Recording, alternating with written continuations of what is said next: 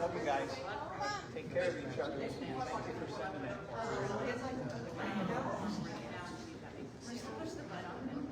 Really? There's really less.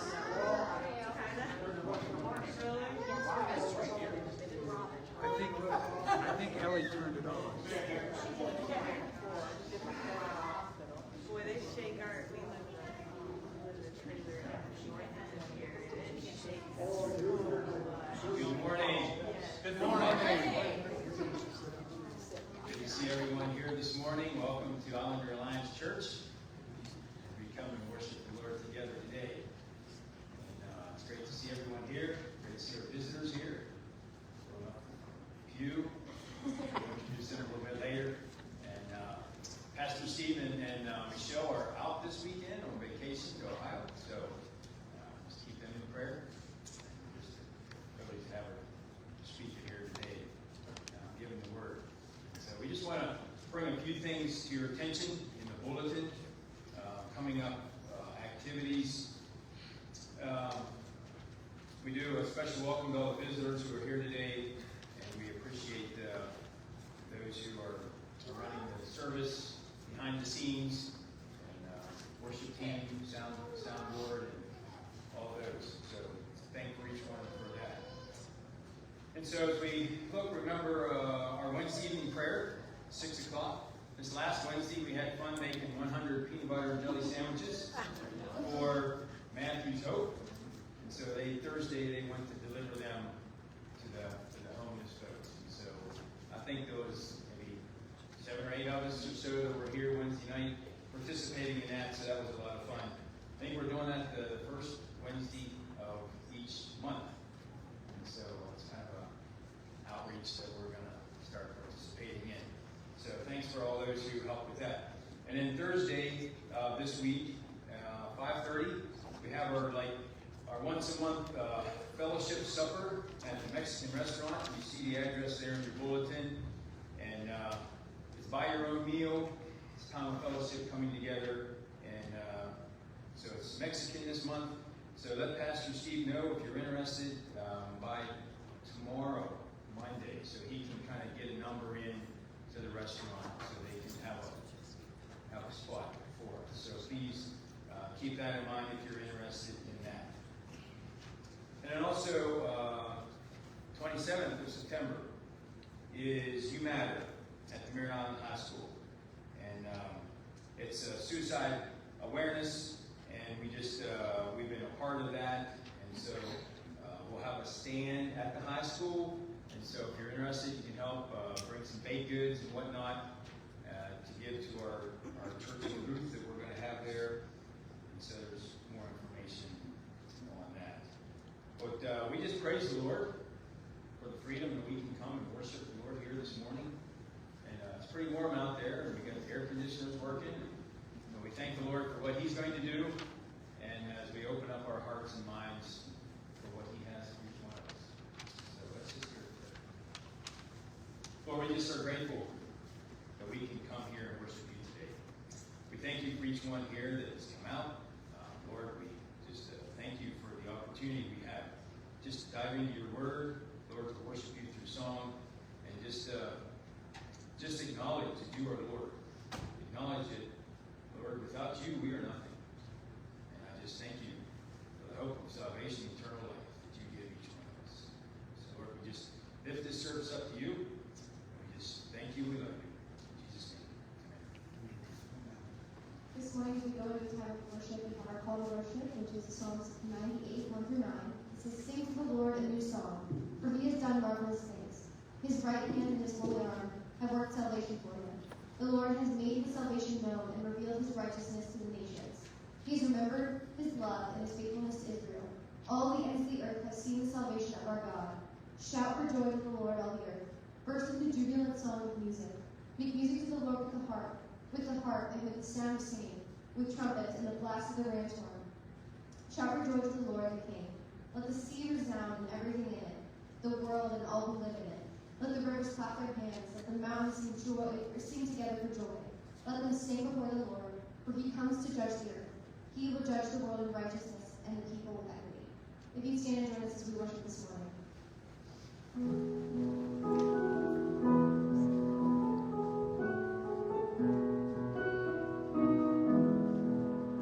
I stand amazed in the presence of Jesus the Nazarene, and wonder how he could love me, a sinner condemned unclean. How marvelous, how wonderful, and my soul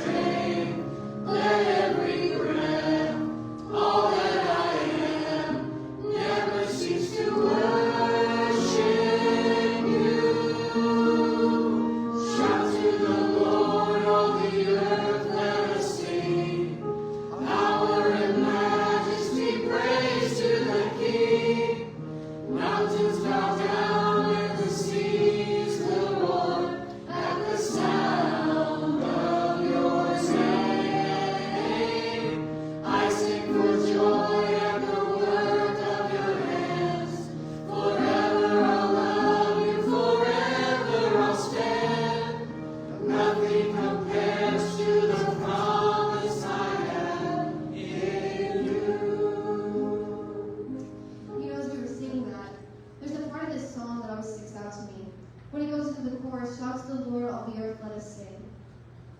Later on, it talks about all that I am, never cease to worship you. You know, that's so important because sometimes it feels like hard things are happening, distractions are happening in our world, and we get distracted from what the purpose is. And we kind of step away from what the whole point of it is. When the whole point of it is to worship Jesus. You know, as we go into this next song called The Heart of Worship, the story behind this song is quite detailed, and I don't know the full story, but what I do remember is that it tells the story of the person who wrote the song, Matt Redman, and how it seemed like the people in the churches were getting caught up in the lights and the music and the technology. So he wrote this song sort of as an experiment to kind of remind people what the heart of worship really is. So as we go into this time, I pray that you just take this moment to just rest in Jesus' presence. Music fades, all is stripped away, and simply come. Want just to bring something that's a word that will bless your heart. I'll bring you more than a song, for a song in itself is not what you have required. You search much deeper within, through the way things appear. You're looking into my heart. I'm coming back to the heart of worship, and it's all about you. It's all about you, Jesus. I'm sorry, Lord, for the thing I've made it. When it's all about you, it's all about you, Jesus. King of endless worth, no one could express how much you deserve. Lord, we can pour all I have to yours, every single breath. I'll bring you more than a song, for a song in itself is not what you have required. You search much deeper within, through the way things appear. You're looking into my heart. I'm coming back to the heart of worship, and it's all about you. It's all about you, Jesus. I'm sorry, Lord, for the thing I've made it. When it's all about you, it's all about you, Jesus. I'm coming back to the heart of worship, and it's all about you.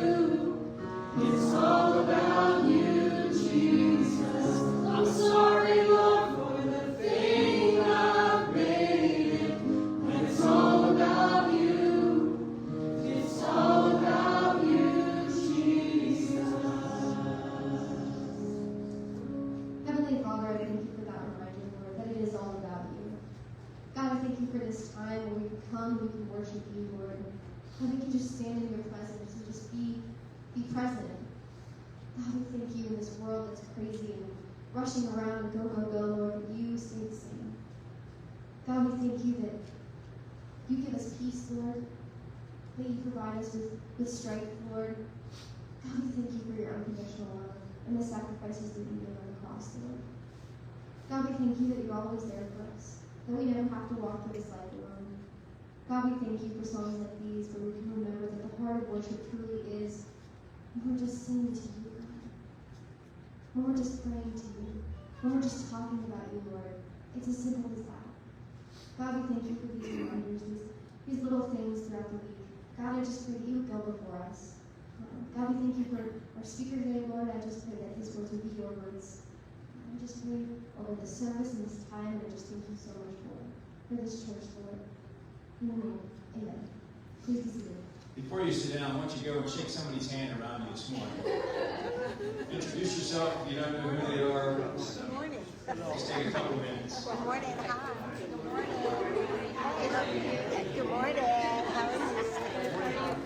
What's your name? That's my husband. Hi. I'm Jenny. My mom Nancy. And this is Sue. Beautiful. Thank you. Doing well. How about you? Good morning. Good morning, how are you? Good morning, Johnny. How are you? Hi, Robert. Hello again. Morning, Robert. Hi, Ellie. Ellie. Good morning. That was beautiful. How are you? Good. You made it back to your seats.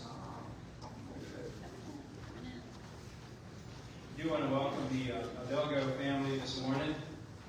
Robbie and Jen, they work at Team Missions, and they've been there just over a year now.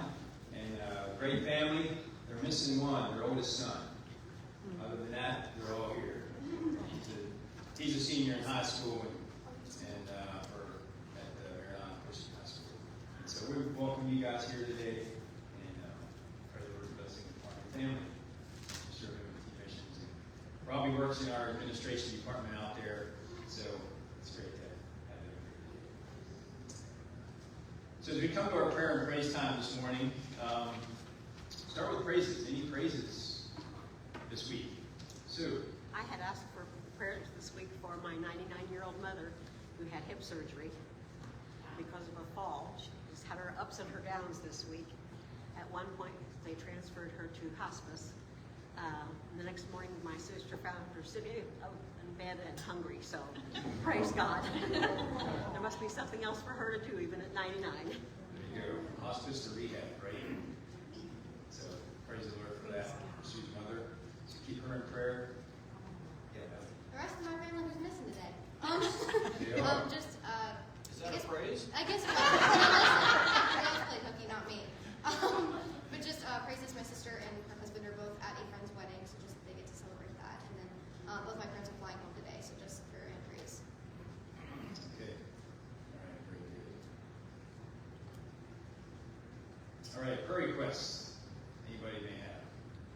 Yeah, Jane. Yeah, I don't want to get too specific, but we have a little family member who needs desperate healing from God. And the doctors are trying to diagnose now what's wrong with him, and simply because we don't want to reveal too much, and we don't really know that much right now. But we pray for him and his family, and they are local, so. Okay. We can pray for them. I think Larry was telling me a little bit about Bill, who had that heart surgery a couple of weeks ago, and his wife Robin was actually in the pew the day before. Here than last week, I heard they both had got an infection at MRSA, and he is unconscious in ICU now, and his wife is also in the hospital. So we need to pray for Bill and Robin that God would really heal them. Sounds like you need some miracles going on there. Get them back on their feet. Also pray that God will use it, and all the members of the family, that they'll realize they need Jesus in their life. Okay. That's what I'm saying. Because God uses everything that we go through to touch somebody's heart to Christ. Some of them may not know Christ. That's right. Thank you. Remember Jim? Jim? Jim Isaacs, yeah, he is doing better. I guess he tested positive for COVID at the beginning of the week, and so he is doing better. Maybe he's watching today. So he didn't want to come back in case he still had a few germs lingering. So keep praying for him and his heart. And so we're thankful for what he means here to the church and all that he does. And for Pastor and Michelle as they're believe they're returning tomorrow, No, they're here, they're this afternoon. this afternoon. Okay, so pray for them as they travel back. And, there's other requests here in the bulletin and other things that you may have on your heart. And so, anything else before we go to prayer? All right, let's take these to prayer.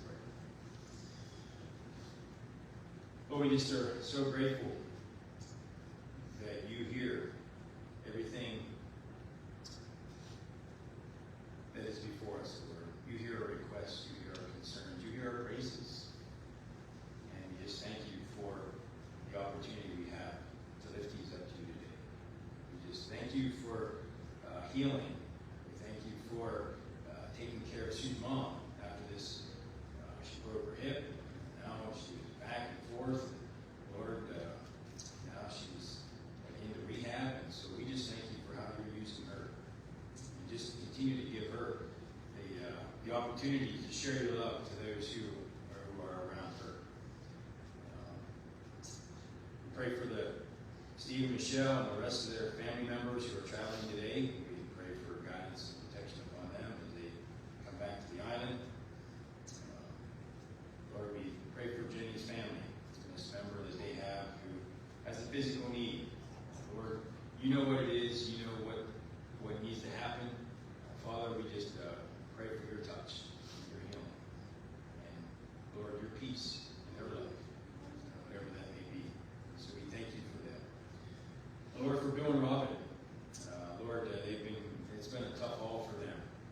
I just ask for healing as they're both in the hospital. Lord, that you just bring Bill back to consciousness. Lord, that you would just help his heart to get strong.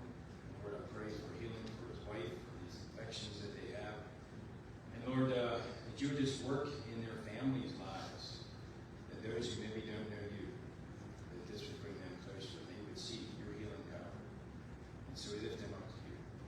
And for Jim, we thank you for Jim. And just what he means here to the church. And just all that his smile and greeting at the door and just the love he has for you. We just thank you that he is feeling better. We thank you that you've touched him. We pray for total healing here this week, that he may be back with us. Lord, that you just continue to give him healing and strength. And we also think of Mike, his son-in-law, and the cancer that he's dealing with as well. That you just give him healing. Lord, we just thank you for Robbie being able to come and share the word with us this morning. We just pray that your words would come through his mouth. And God, that you would open our hearts to accept it, whatever that may mean. We thank you for the tithes and offerings that will be taken today, Lord. Lord, we just ask for your guidance upon every penny. That, Lord, here and around the world, that these offerings would bless you. We thank you for this church. We thank you for each one here. We just we praise you for the opportunities that you will give us through this week, that we can reach out and smile, give a hug, just share you with somebody. And so we love you. We give you all the praise in Jesus' name. You're the children. You have children's church. If any of your kids are interested, it's back in the back. Maybe they've already gone. But you're welcome to go if you'd like to. And we do. We praise the Lord for Robbie Hidalgo being here with us today. He has some alliance in his blood. He's been a revitalization church planning pastor for 10 years, and actually the Southeast District is where we're at. So he's got some experience in building up new churches, which is a need today. And so we just thank you for him being here and what the Lord has laid on his heart. Robbie, as you come, may the Lord bless your words today. Good morning. Good morning. Good morning. Good morning. Right. Okay, good deal. Well, it's always a pleasure to be in church and fellowship with believers, the Lord loves the church. And the gates of hell will not prevail against the church. And, you know, we tend, in the church, we tend to look at the optics of things around us. We tend to count how many people are there, and we try to get some type of indicator of impact, and really the impact's in the heavenlies. And I'm reminded of A.B. Simpson, who said, I thank the Lord that we're few and weak, because I know that the Lord can use us.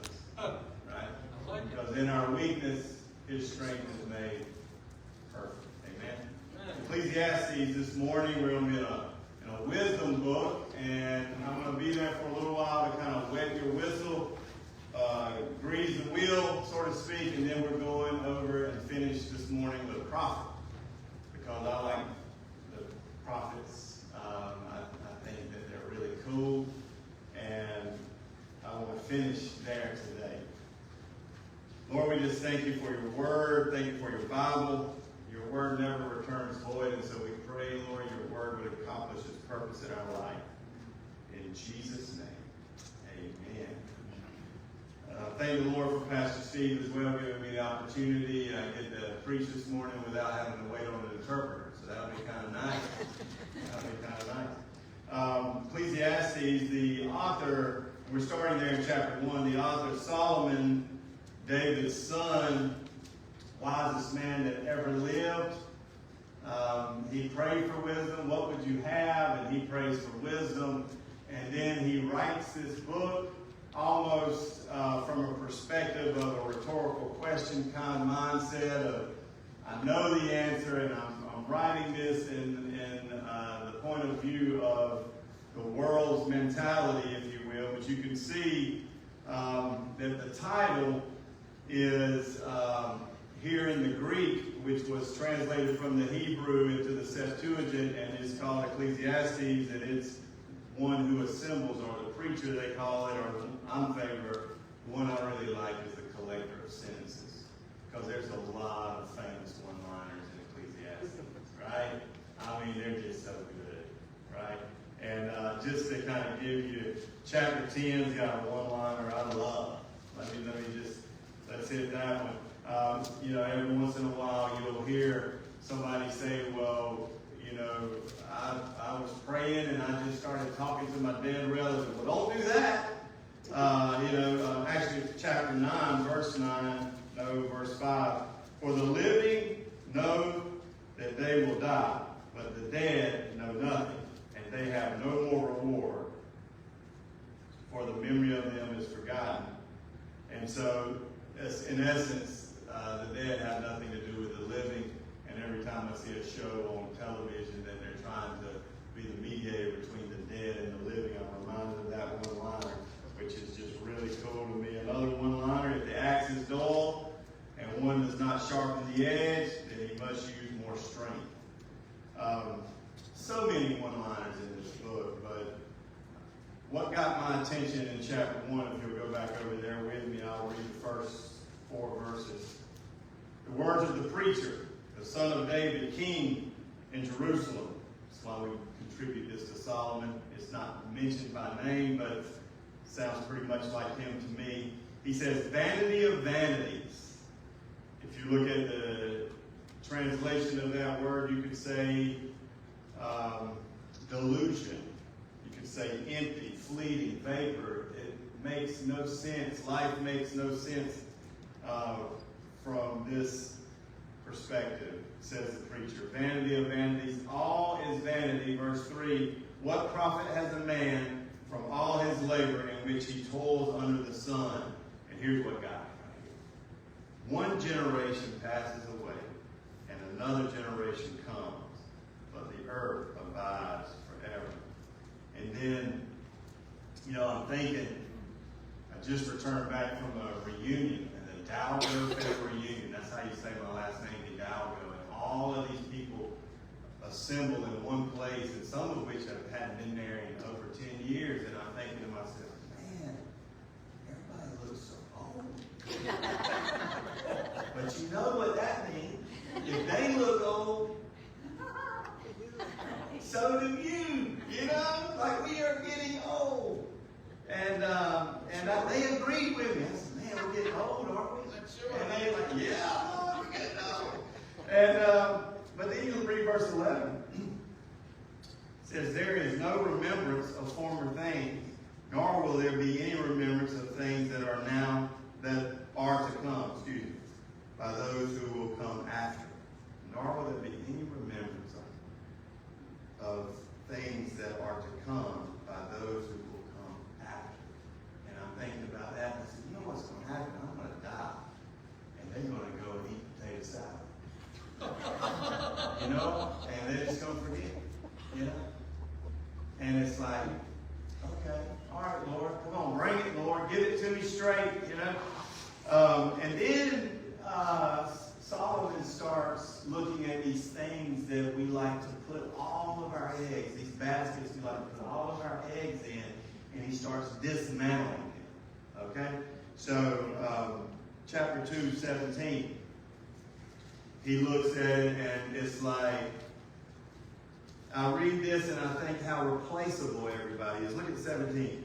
Therefore I hated life because the work that was done under the sun was distressing to me, for all his vanity and grasping for the wind. It's like all of the work that he had done, if he was living for his work, it was vanity. And I'm reminded, we were shopping for a house, and we went and looked at a house that was coming available, but first they had to sell everything in. They call it an estate sale. Saddest thing in the world, right? All this dude's stuff. It was all for sale, and they didn't care about. I mean, he might have loved it, but it was like $2. You can get it today, right? $1.50. You know, and it's like, I hope that guy didn't live for that stuff, because that makes it even sadder if he was living for it, because it's up for sale, buddy. You didn't take it with you. And I think how the jobs that we do, the jobs that we've done, the roles that we fill, we are all highly replaceable, right? Like, somebody else can do it, right? Thank the Lord that you're willing and you're faithful in it. But most likely, the show will not stop after you're gone. Chapter 4. Chapter 4, verse 10. He attacks what is a big one for a lot of us at times when we live for the money, right? When we live for the checking account, when we live for the more of life, right? And it's actually chapter 5, verse 10. If you dare to say amen. Amen. I received that. That was a good amen in the Alliance Church this Sunday. That was Sunday. Chapter 5, verse 10. He who loves silver will not be satisfied with silver. The love of money is the root of all, right? He who loves silver will not be satisfied with silver. You'll get the big boat and somebody will pull up with a what? A bigger one. And then what do you want? The bigger one? Because now all of a sudden yours is too small. Right? Nor he who loves abundance with increase. You want more, more, more. Well, there's no satisfying that. Right? It's also vanity, he says. When we live for the money of it all. Chapter 12, verse 14.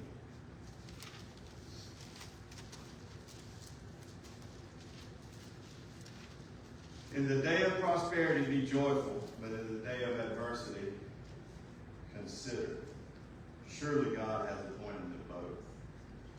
And, you know,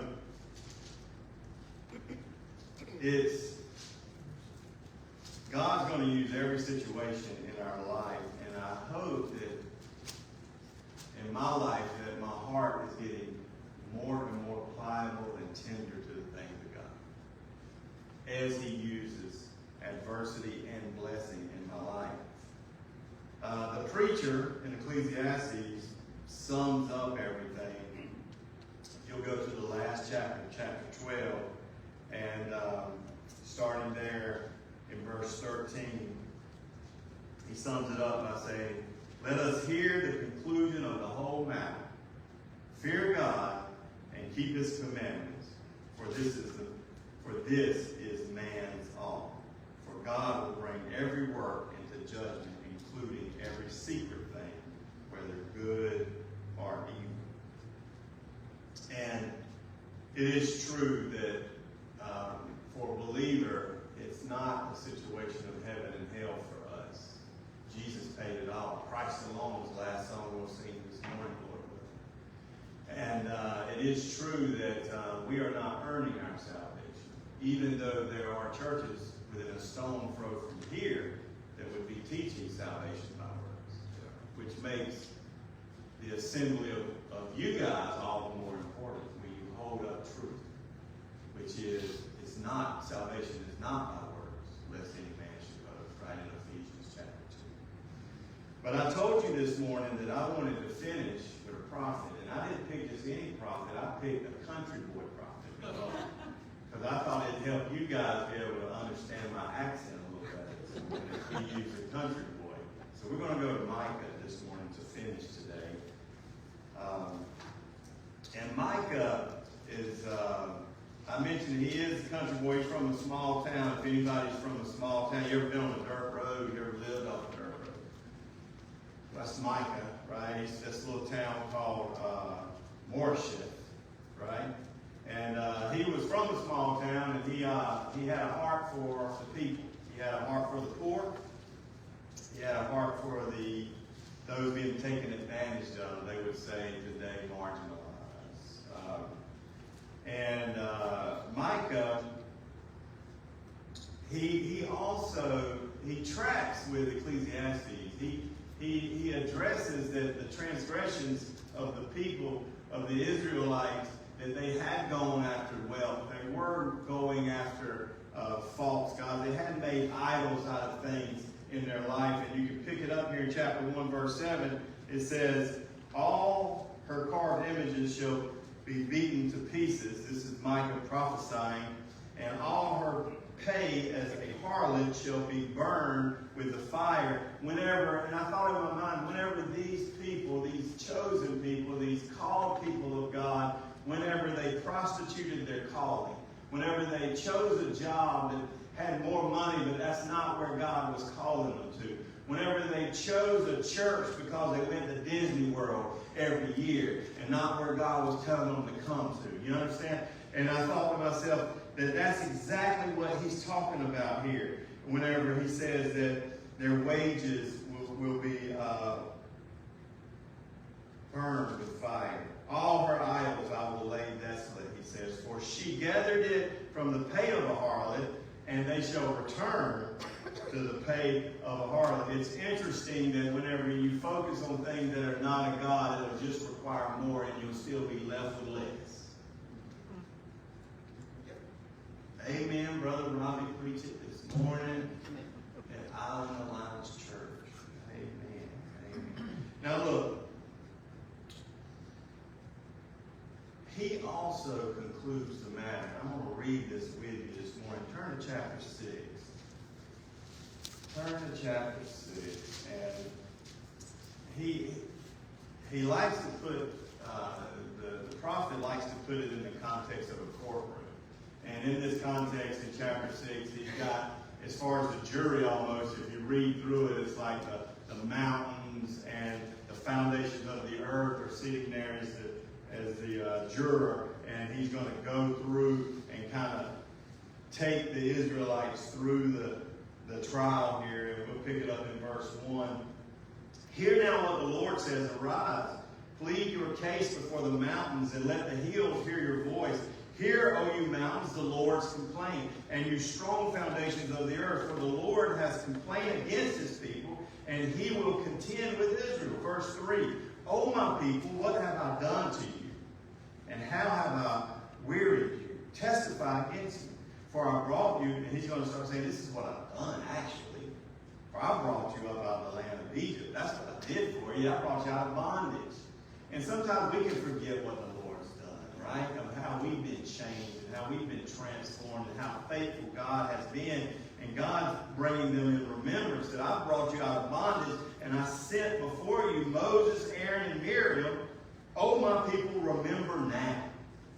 And then he says, remember now what Balak, king of Moab, counseled.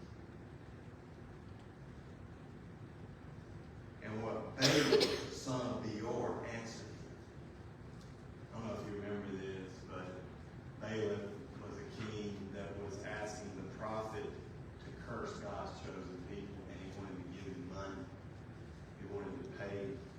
And so Balaam was faced with what the preacher in Ecclesiastes has been talking about. Do you pursue the monetary gain outside of the calling of God, or what God's plan is for your life? And I don't know if you remember, but Balaam asked God if he could go. And God told him, no. No's the real answer for God. And then Balaam decides to ask a few more times, right? And it was rebellion, and God released him over. In my view, it's not written in the Bible, but a reprobate mind, like Romans chapter 1 talks about. Because the next line here, we're going to go and look at something here. And what Balaam the son of Beor answered him, from Acacia Grove to Gilgal. Now, Acacia in the Hebrew is Shittim. And turn with me, keep your finger here because we're coming back. Turn with me to Numbers chapter 31. Numbers chapter 31, way back. Numbers chapter 31, and see if we can find it here. When you get there, say amen, because you might beat me. Has anybody beat me yet? I'm still going. I'm still going. Oh my goodness, y'all so fast. Amen. I'm still turning. I'll get there. 30. Get there. 31 is what we said. All right, so it's Numbers 31, and we're going to start here in verse 12, okay? And it's the Midianites have been defeated, okay? And it's interesting, but Moses is not very happy with the people, all right? And I think the place where this is occurring and the reference to Balaam has some weight for us this morning in what we're discussing, okay? So if you're in chapter 31, verse 12, say amen. Amen. Amen. Well, I wish I could get a young person to say amen. Oh my God. Maybe next time. Then they brought the captives, the booty, and the spoil to Moses, to Eleazar the priest, and to the congregation of the children of Israel, to the camp in the plains of Moab by the Jordan across from Jericho. And by the way, the Acacia Grove is that very place, okay? It is the place right before the Israelites, later in Joshua, right before they cross over the Jordan to go defeat, right? These big walls, what was that place's name? Jericho.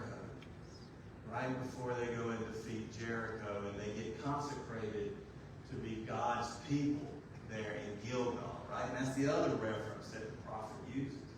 But they're here in the congregation of children of Israel to the camp in the plains of Moab by the Jordan, across from Jericho. There it is, right there. Look at there. And Moses, Eleazar the priest, and all the leaders of the congregation went to meet them outside the camp. But Moses was angry with the officers of the army, with the captains over thousands, captains over hundreds, and had come from the battle. Look at 15. And Moses said to them, have you kept all the women alive? Look, these women caused the children of Israel, through the counsel of who? Balaam, to trespass against the Lord in the incident of Peor. And there was a plague among the congregation of the Lord. And I just want to, if we'll turn back over to Micah, there can be a plague in the church today when we forget what we're living for. We are living for the mission of the King, right? Christ the healer, Christ the sanctifier, Christ the coming King, right? We are living on mission in everywhere we go, and it's easy to forget. I'm the chief, like Paul said. I mean, it's easy to forget what we're living for. It's the only thing that's eternal. And I love how the prophet mentions the place where they had the issue, where they forgot in Numbers 31, where they forgot and the man of God was mad. And then also, though, because of the way he finishes, I think he beautifully highlights this because of the way he finishes the book, and that's where we're going to end today, is how he finishes. But he also mentions Gilgal, where they consecrate themselves and they sell out to the things of God. And yes, when you're living for money, it is empty and it just requires more. You just want more stuff. And yes, whenever the preacher says that typically your giving and how you use your money shows you where your heart is at, right?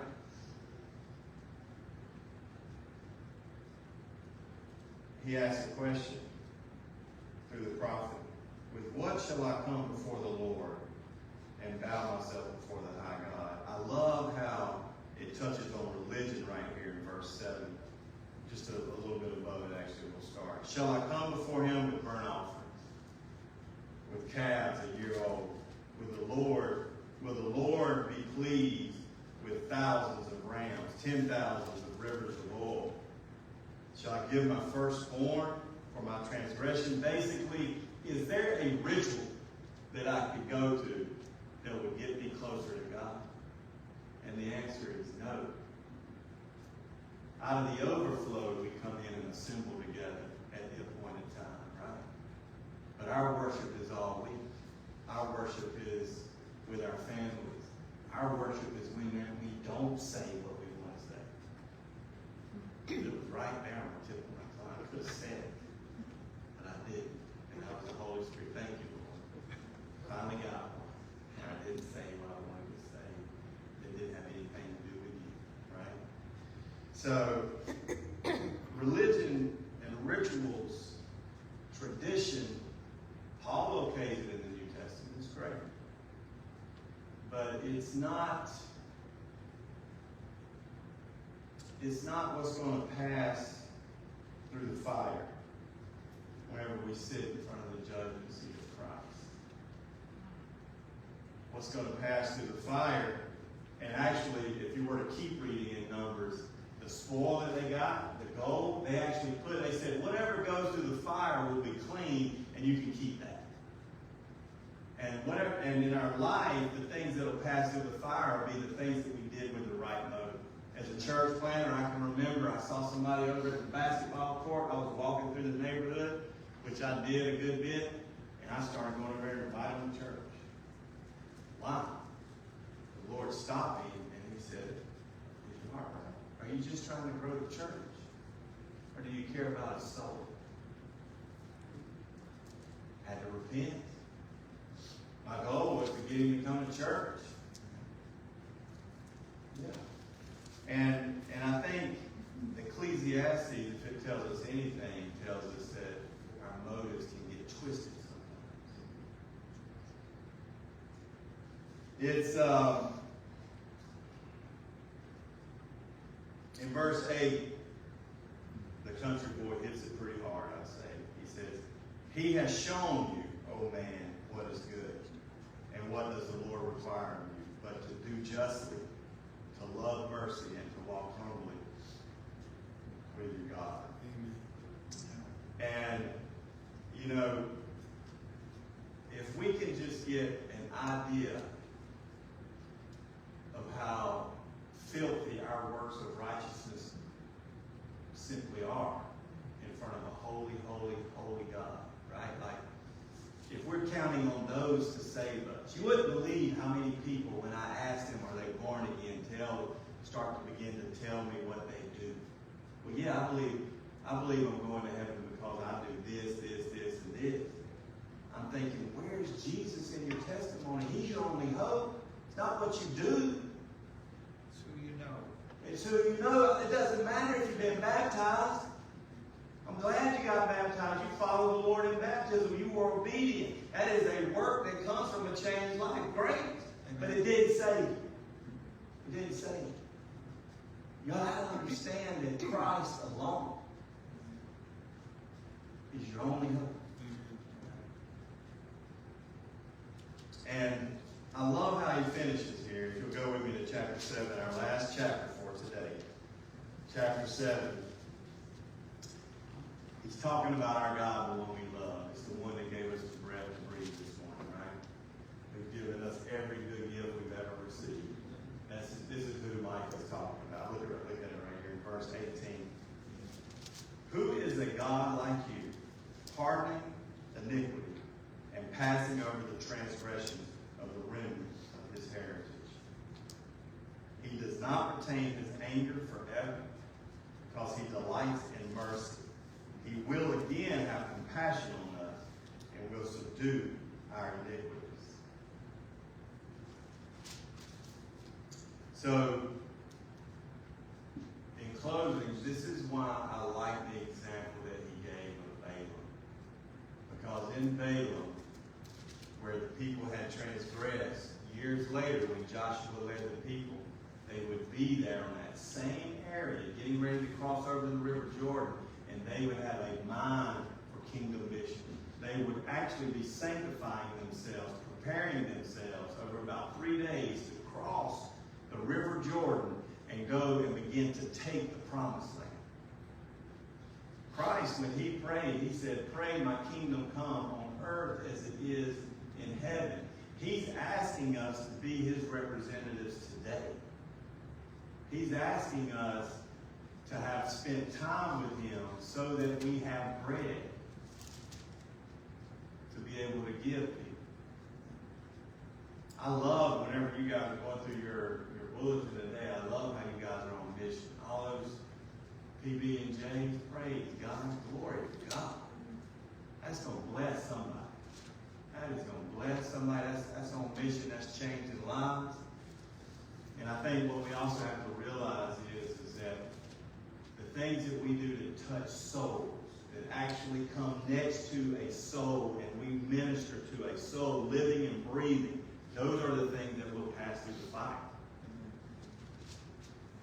Buildings will pass away.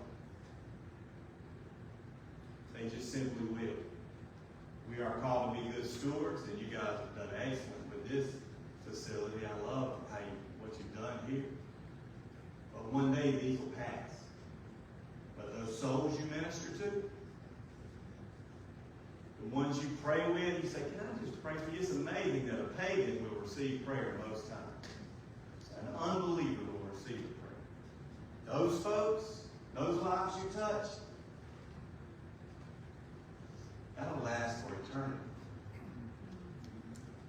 These windows, one day they'll take them and put them, maybe. Sometimes we keep stuff. All right, I'm not judging.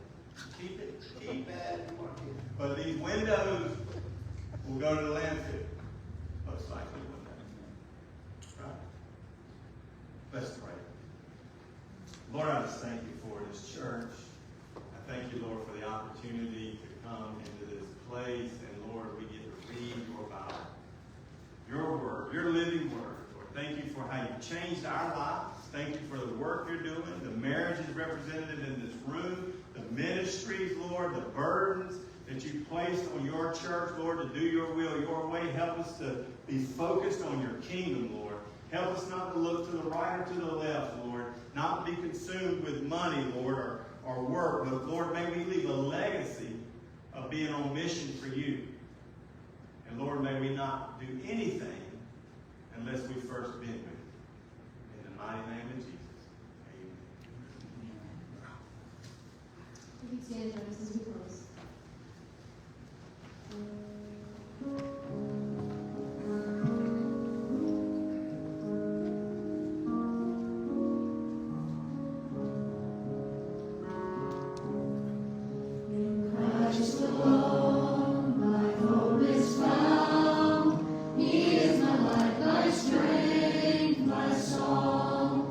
Cornerstone, the solid ground, firm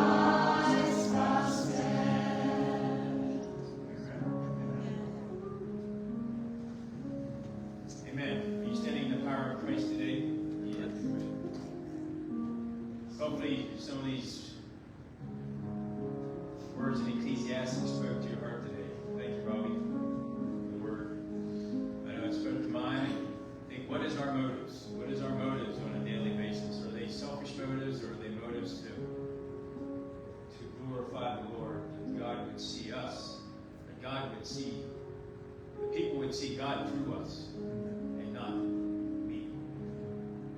So think about that as you go through your week. Take for heart what God has spoken to you this morning. And give this week to the Lord and this day. Father, we just thank you that through Christ alone, that's all we need. We will stand. So I thank you for your word. Thank you for Robbie for sharing, Lord, what you laid on his heart today. That God, that we may be better equipped to go out and serve you this week in our different jobs, our neighborhood, school, wherever you lead us, Lord, grocery store, that we may be open to share with others. Share others Christ and his salvation. So we just love you and give you all the praise. And all God's people said, Amen. God bless you all. Have a good week. Good job. Amen.